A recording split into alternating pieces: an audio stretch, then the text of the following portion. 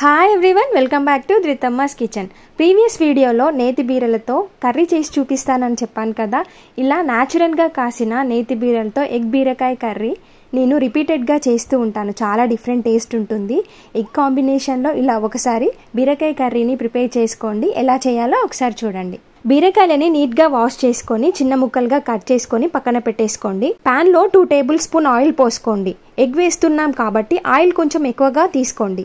Next ఆవాలు, జీలకర్ర, పచ్చిమిర్చి, వెల్లుల్లిపాయలు, పసుపు, బీరకాయలను వేసి కలుపుకోండి. నెక్స్ట్ రుచికి సరిపడా ఉప్పు, ధనియాల పౌడర్, గరం మసాలా, కారంని వేసి బీరకాయలు ఉడికేంత వరకు మగ్గించుకోండి. అవి కొంచెం మగ్గాక ఎగ్స్ని వేసుకోండి.